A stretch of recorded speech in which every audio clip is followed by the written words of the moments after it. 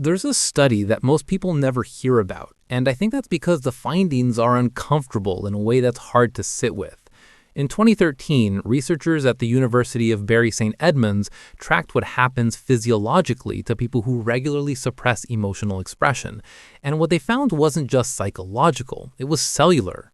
Chronic emotional suppression was linked to elevated cortisol, disrupted sleep architecture, and immune suppression significant enough to show up in blood work. And the people showing these markers weren't people in crisis. They weren't people who'd been through trauma. They were just people who answered fine when they weren't fine, consistently, over time, because that's what you do. That's what we all do. And I want to start there because I think most of us have genuinely never counted the cost of that. We've never actually sat down and tried to put a number on what it takes out of a person to maintain fine as a permanent public position. Marcus Aurelius wrote in his Meditations, and this man was managing an empire while watching his children die one by one. He wrote that the impediment to action advances action. And what's interesting about that isn't the stoic resilience part. What's interesting is that he was writing in a private journal. He was writing things he never showed anyone, because even Marcus Aurelius, arguably the most powerful man alive in 161 AD, needed somewhere to put the weight that he couldn't carry in public. And I think about that a lot. I think about the fact that we've constructed an entire social architecture around the performance of okayness, where asking someone, "How are you?" is not actually a question. It's a greeting. It's punctuation. It's the verbal equivalent of a nod. And we all know this, and we all comply. And the compliance feels harmless because it's so small.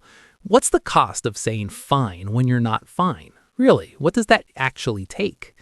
And the answer, the real answer, is that it takes exactly as much as you put into it, which is the problem.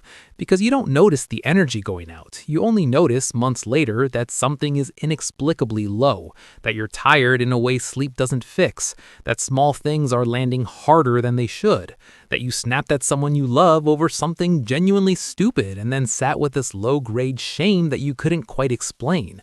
And what you're experiencing in those moments is what psychologists call emotional labor debt, a term that grew out of Arlie Hochschild's 1983 work, The Managed Heart, where she studied flight attendants and how the professional requirement to display warmth regardless of internal state produced a specific and measurable kind of exhaustion.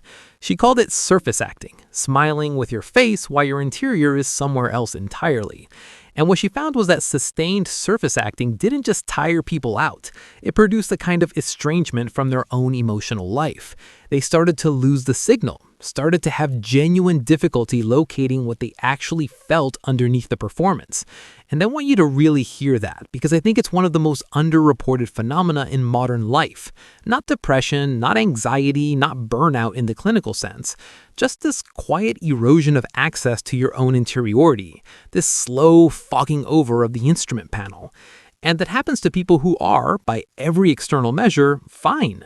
People who have jobs and friends and apartments and routines, and who cannot tell you, if you press them, what they actually want. Not what they're supposed to want, not what makes sense to want given their life stage and income bracket and the general vibe of who they've presented themselves to be, but what they actually want, from the inside, without reference to anyone else's opinion. And the fogging happens gradually enough that most people don't notice it happening. You just notice one day that you haven't been excited about anything in a while. Not the consuming kind of excited, not the kind where you wake up thinking about something. And you chalk it up to adulthood. You chalk it up to getting older. You chalk it up to the general responsible maturity of not being ruled by your feelings. And in doing so, you accidentally complete the burial. Because here's what the research actually shows, and this is the part that I think is genuinely surprising. The goal was never to be ruled by your feelings. The goal was never unregulated emotional expression. But there's a clinical distinction that most people don't know exists between suppression and regulation. And it is not a semantic distinction. It's a neurological one. Regulation means you feel the feeling. You process it. You decide how and when and whether to express it. Suppression means you don't feel it at all, or you feel it and immediately push it below the threshold of conscious attention. And the difference in physiological outcome between these two strategies is substantial. James Gross at Stanford has spent 30 years studying exactly this. His research consistently shows that people who regulate emotions show lower cardiovascular reactivity and better long-term health outcomes, while people who suppress show the opposite: higher reactivity, worse outcomes, and critically, worse memory consolidation for emotional events, meaning suppression doesn't actually remove the experience, it just prevents you from processing it. It goes into the body undigested, and the body keeps the score. Which is not just a metaphor, it's the actual title of Bessel van der Kolk's 2014 book that spent years on the bestseller list because something in that framing resonated with people who couldn't name what was wrong with them, but knew something was. And I think what resonated was the permission to take the body seriously as an informant, to treat physical exhaustion and chronic tension and the low-grade dread that lives in the chest as data rather than weakness, as signals rather than defects. And here's the thing about signals. Signals are only useful if you can hear them, and most of us have spent years, some of us decades, in environments where the signal was unwelcome, where being not fine was an inconvenience, where vulnerability was a liability, whether that was a family system or a workplace or a social group, or just the accumulated cultural messaging of a society that genuinely valorizes the pulled-together person, the person who handles it, the person who doesn't make it weird. And so you learned, reasonably, rationally, as an adaptation, to turn the volume down. And that adaptation served you. It genuinely served you in the context where you learned it. And here is where I want to be precise, because I think the standard self-help framing does a disservice to how reasonable the choice to suppress actually was. You didn't choose it because you were broken. You chose it because the alternative, in the specific environment you were in, was worse.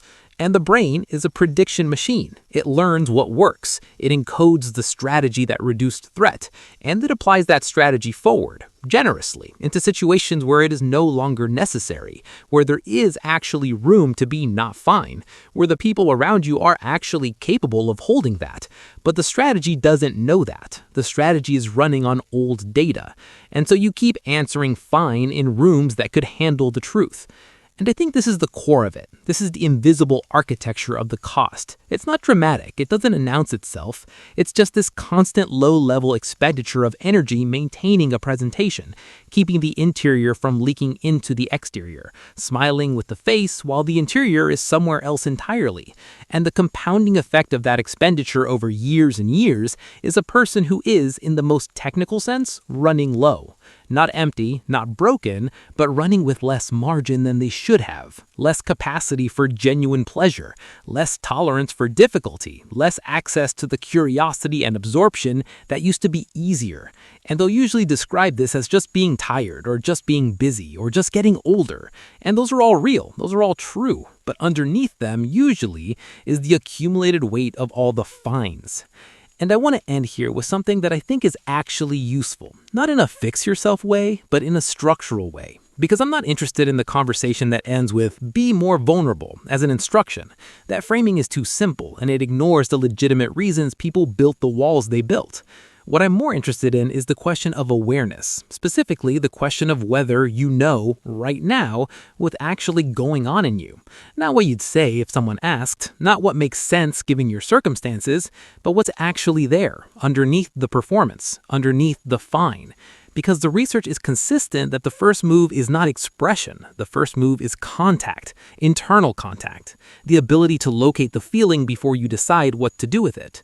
And most people, when they actually sit still and try this, find that the feeling is less terrifying than the suppression led them to believe, that the thing under the fine is usually just tired, or just sad in the ordinary human way, or just scared of something they haven't named yet. And none of those are emergencies, none of those require an audience, but all of them require you to be present to yourself long enough to hear what's actually there.